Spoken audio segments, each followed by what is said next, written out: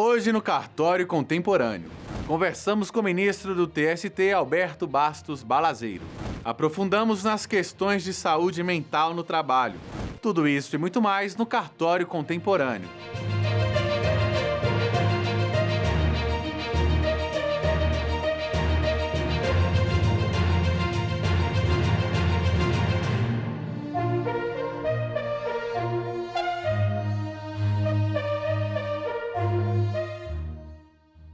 Quando uma criança troca a sala de aula por um dia de trabalho, não é apenas a infância que se perde, é o futuro de todo um país que fica menor. E quando essa mesma criança sequer possui um registro de nascimento, ela se torna invisível para as políticas que deveriam protegê-la.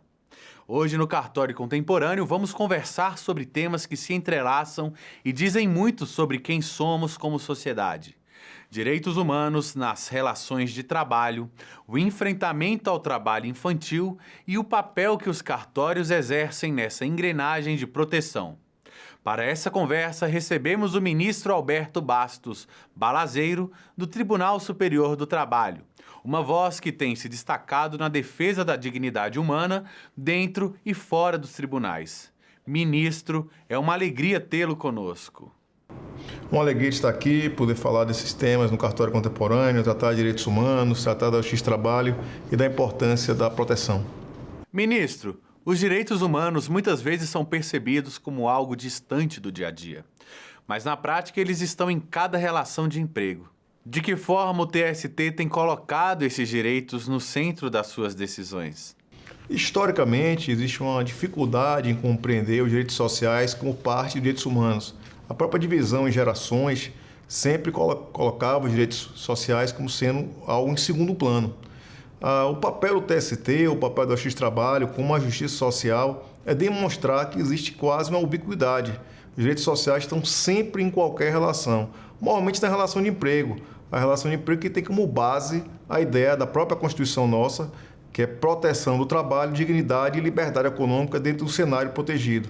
Então, o TST tem buscado em decisões fazer sempre essa relação, seja na proteção agravídica, seja no combate ao sem-trabalho, ou até em ações estruturais, como trabalho escravo e trabalho infantil, demonstrar que, além dessa relação, existe um papel forte na Justiça do Trabalho em proteger os direitos sociais. O Brasil é um país de contrastes profundos.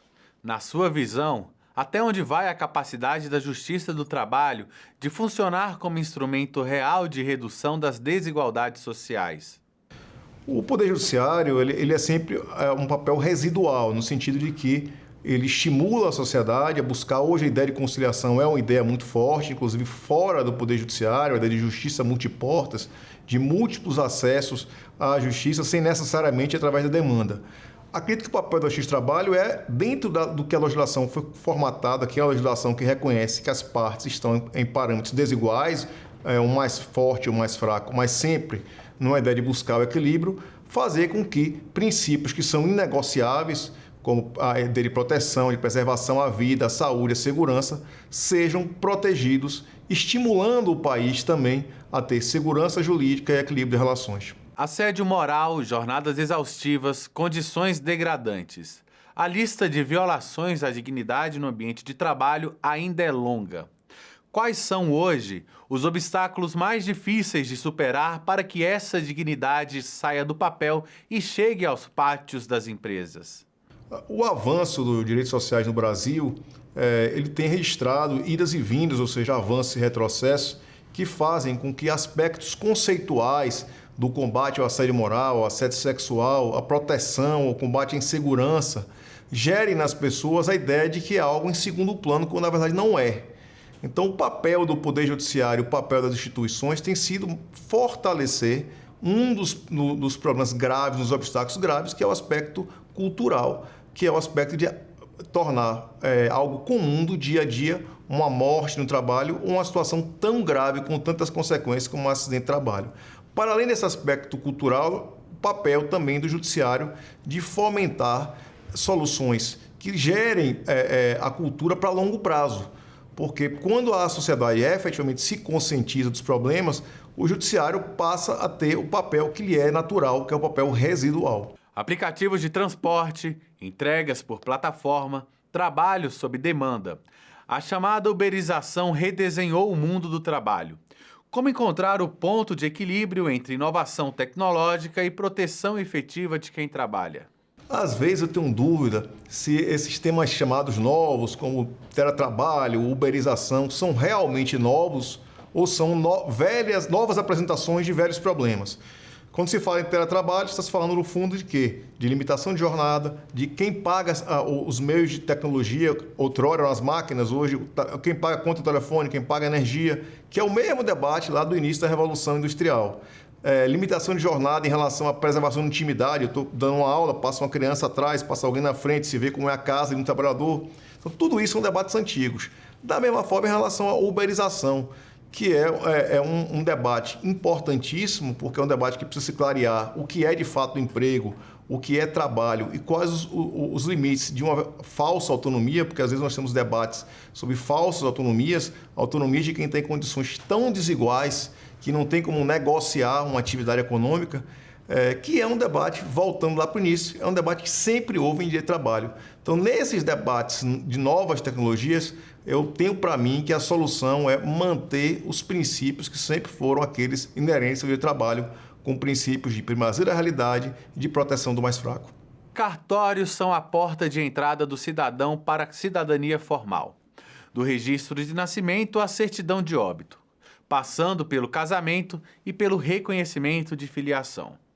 Na perspectiva dos direitos humanos e do trabalho, como o senhor enxerga a contribuição das serventias extrajudiciais para que direitos fundamentais deixem de ser promessa e se tornem realidade no cotidiano das pessoas? Eu considero o papel das serventias essencial, porque a pessoa passa a existir no plano formal quando ela tem um registro, quando ela tem uma documentação formal. É comum em operações de combate ao trabalho em condições análogas à escravidão se encontrar trabalhadores sem qualquer tipo de registro.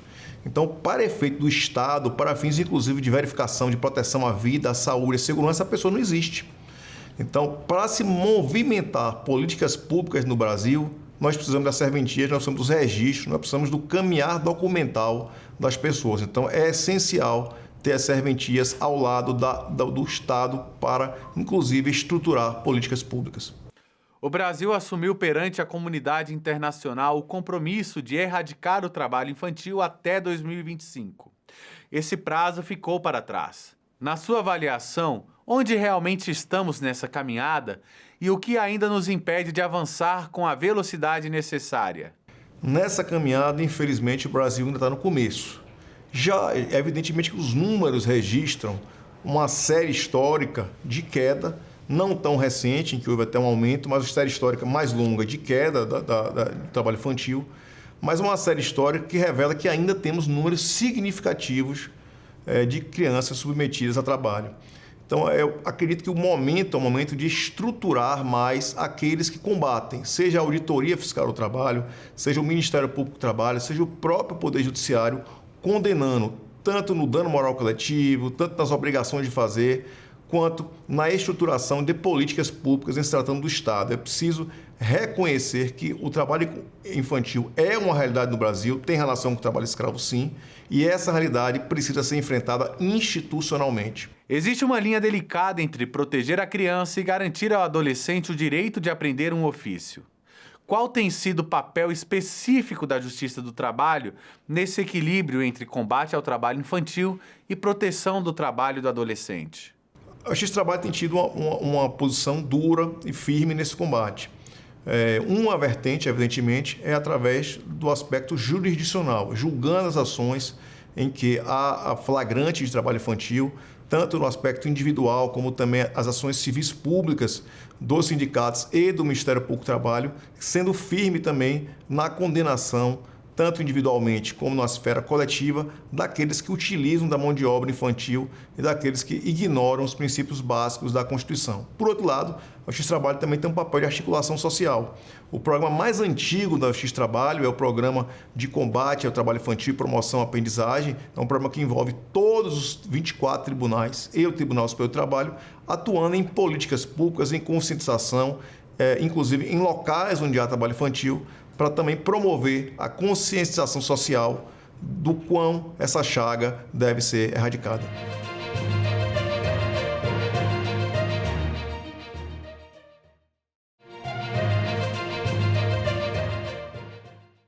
Hoje vamos falar sobre um tema essencial para o presente e o futuro das organizações: saúde mental no trabalho e gestão de riscos psicossociais.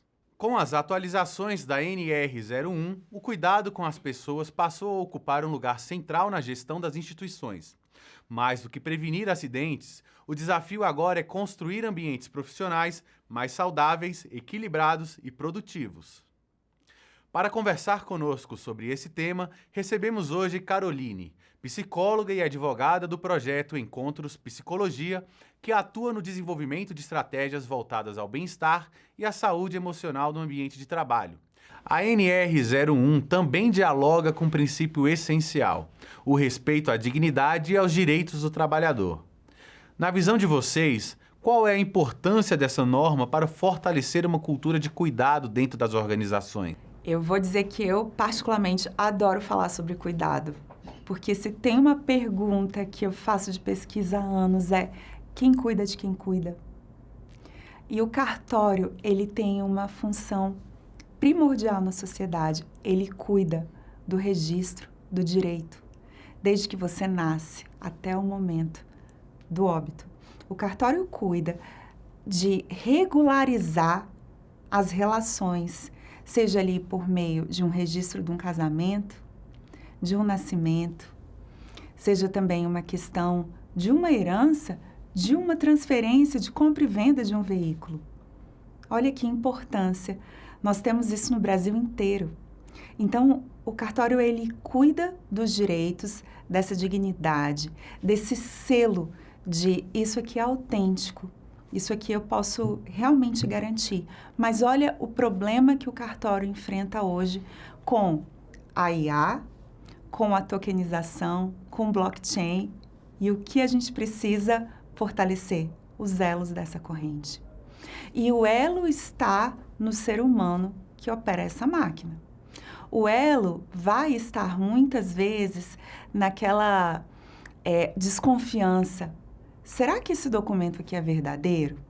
De onde que ele parte? Porque nós sabemos que com a velocidade daquilo tudo que vem na internet é fake ou é fato, precisamos estar muito atentos sobre aquilo que é certificado, aquilo que se dá fé, mas, acima de tudo, qual é o sistema integrado que tem por trás disso e qual é o risco daquela pessoa que assina de estar sendo também trapaceado, passado para trás, assinando o que é fake. Então, essa preocupação de como estar lidando com tantos meios na internet que nos enganam, quantos vídeos tem de inteligência artificial com uma voz de outra pessoa e que a gente cai, que acredita. E um pedaço de papel. Como fazer isso?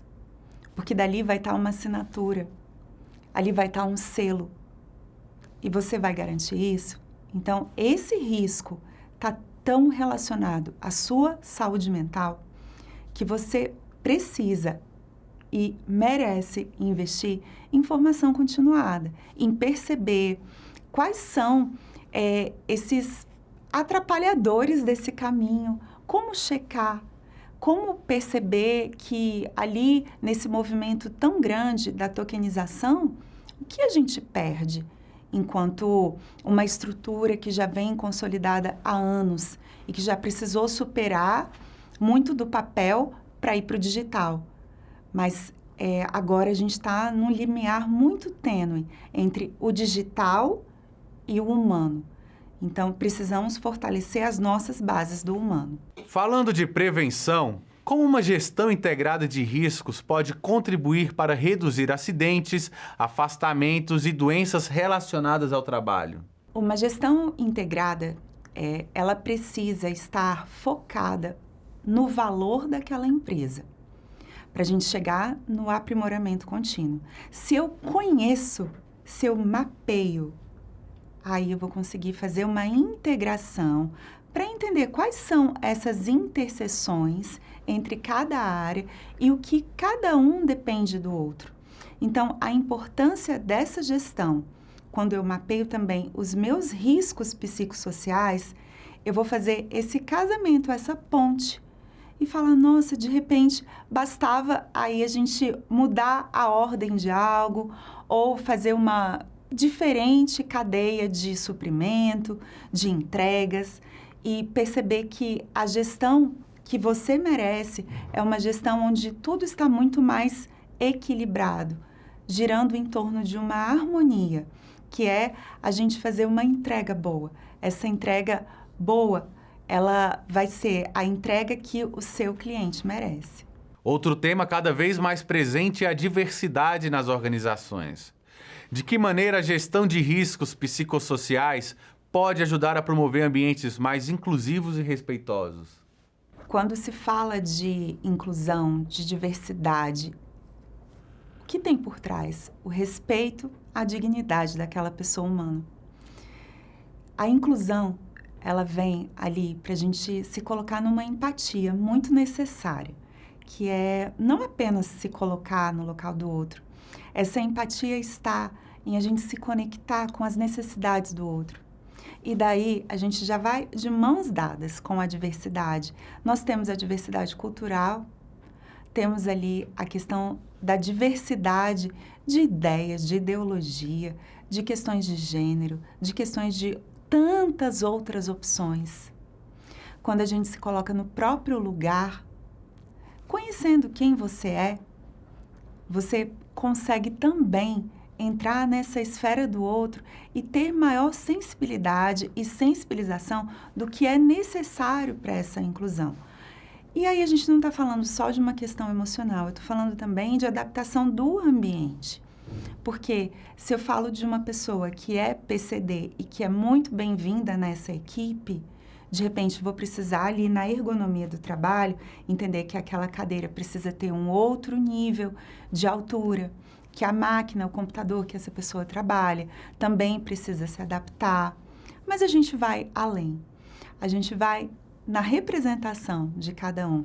Será que você está pronto para colocar nessa representatividade e representação social de cada indivíduo quem ele é e esse todo que você faz parte? Porque o todo, com certeza, ele é maior do que a soma de cada indivíduo. E a gente precisa reconhecer esse todo. Quando eu reconheço esse todo, eu vejo que a diversidade é algo que é riquíssimo para aprendermos com o outro. E a inclusão, ela está na página dos direitos humanos, da dignidade, da igualdade e da liberdade de ser quem é.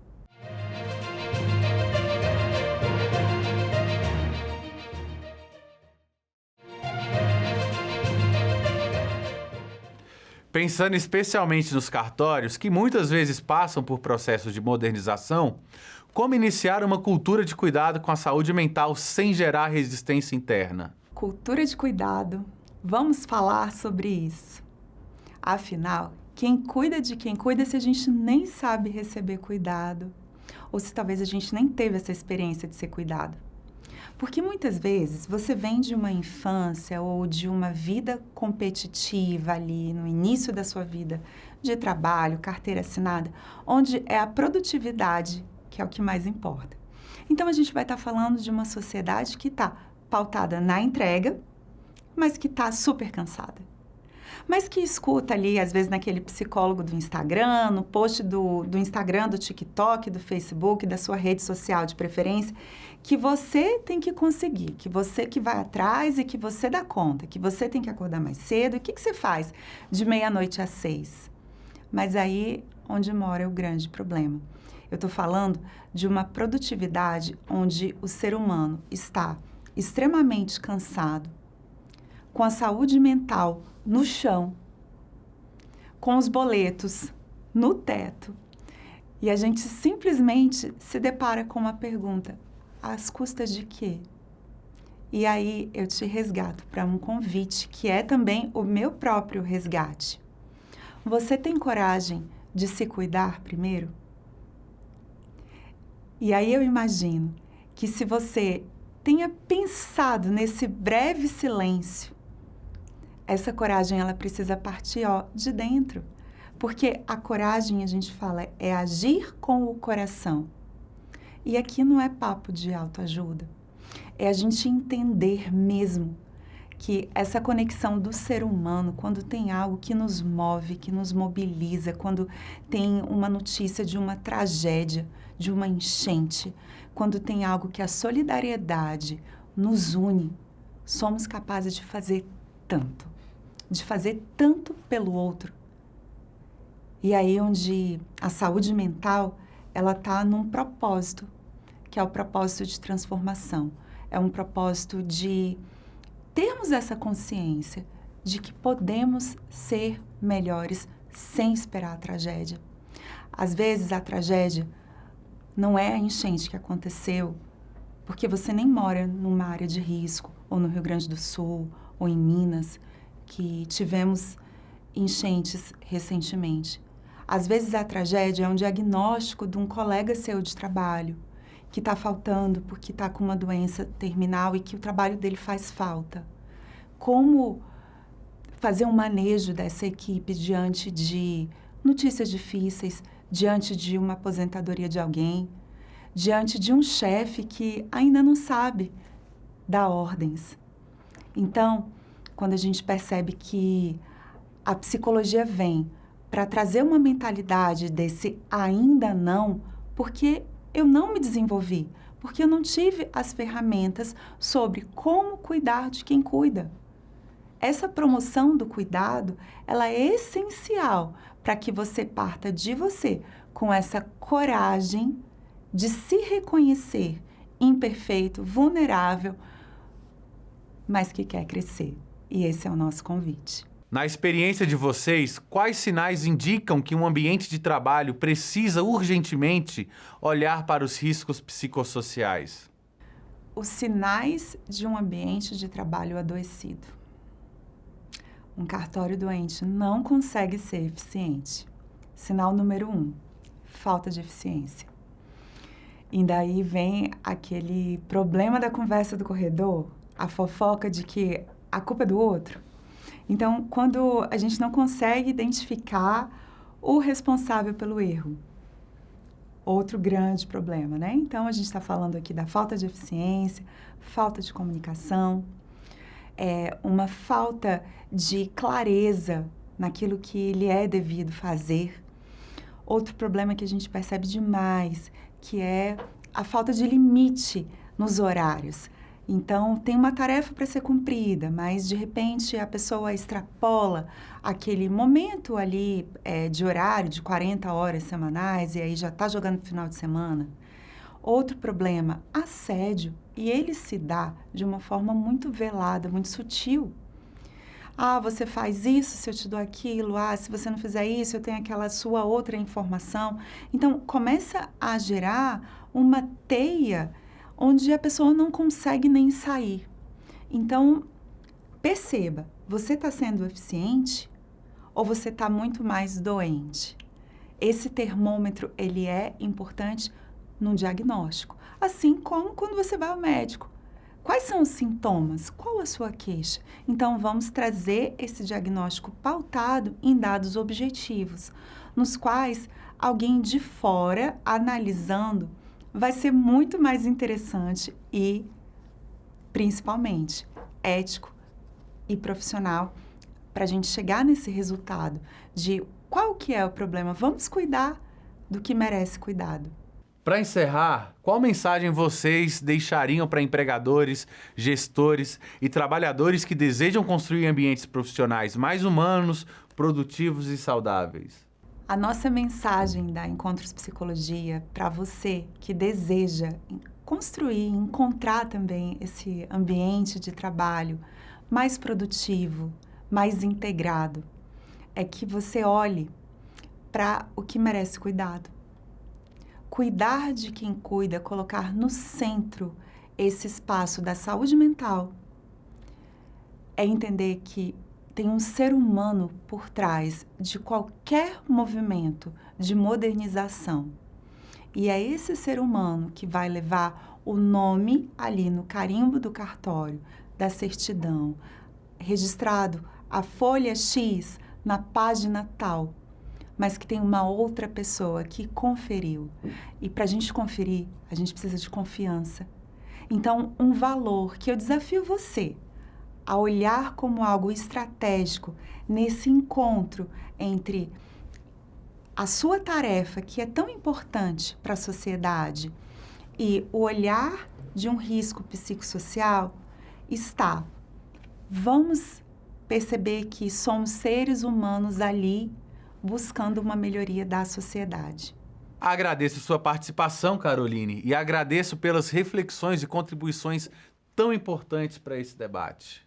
Muito obrigada, é uma satisfação estar aqui com vocês, que vocês possam promover encontros, cuidando de si mesmos e cuidando das suas equipes. Gostou do programa de hoje? Você pode revê-lo por completo no canal do YouTube da Confederação Nacional dos Notários e Registradores. Siga a gente nas nossas redes sociais. Sou Eduardo Meirelles e te vejo aqui semana que vem na TV Justiça. Obrigado!